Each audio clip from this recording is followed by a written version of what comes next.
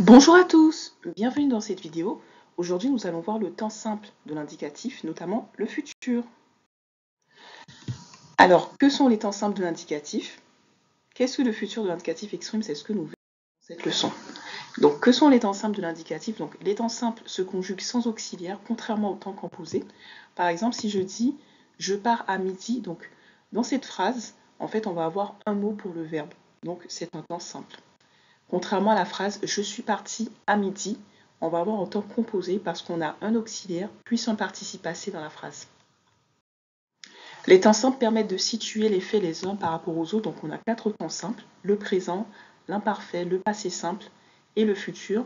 Et dans cette leçon, nous allons voir le futur. Alors, qu'est-ce que le futur de l'indicatif exprime? Donc on va avoir des actions à venir. Donc on a des actions qui sont proches ou des actions qui sont plus ou moins éloignées.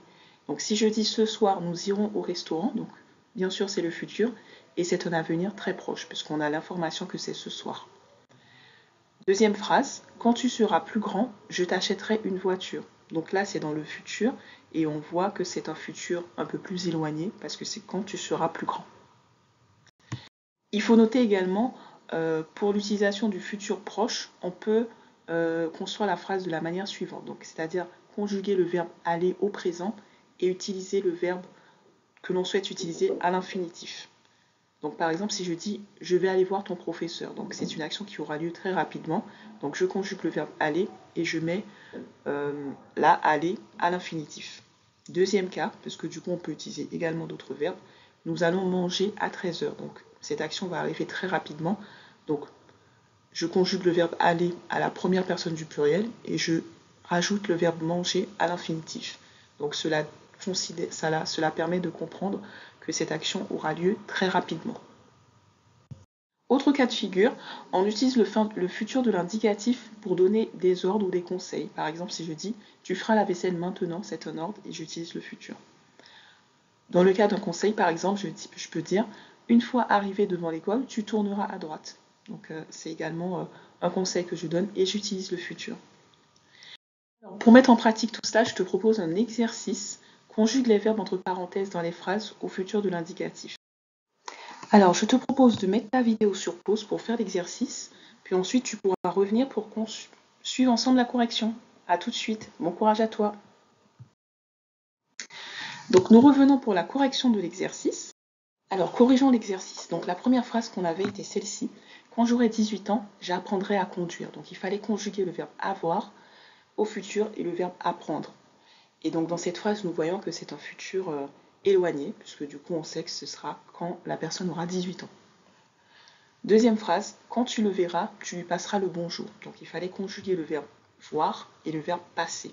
Donc dans cette phrase, c'est un futur plus ou moins proche, parce qu'on n'a pas l'information de savoir quand est-ce que la personne le verra. Est-ce que c'est tout de suite? Est-ce que c'est plus tard? On ne sait pas. Troisième phrase, tu ouvriras la fenêtre demain matin. Donc il fallait conjuguer le verbe ouvrir au futur. Et donc on peut considérer aussi que voilà, c'est un futur proche parce qu'on a l'information que c'est demain matin. On peut considérer aussi que ça peut être un ordre. Tu ouvriras la fenêtre demain matin. Quatrième phrase, tu devras rentrer plus tôt le soir. Donc il fallait conjuguer le verbe devoir. Et on peut considérer cette phrase aussi comme un conseil. Cinquième phrase, nous demanderons notre chemin sur la route. Donc il fallait conjuguer le verbe demander à la première personne du pluriel. Donc voilà. On peut considérer que c'est un futur plus ou moins proche. On n'a pas l'information de savoir est-ce que c'est tout de suite qu'on prend la route, est-ce que c'est plus tard. Alors, ce qu'il faut retenir dans cette leçon, c'est que les temps simples se conjuguent sans auxiliaire contrairement au temps composé. Le futur de l'indicatif peut exprimer donc des actions à venir, que ce soit dans un avenir proche ou dans un avenir éloigné. On peut utiliser également le futur pour donner des ordres ou des conseils. Bravo à toi, tu as maintenant révisé le temps de l'indicatif sur le futur. Je te souhaite bonne continuation dans la suite de tes révisions et à bientôt dans une nouvelle vidéo.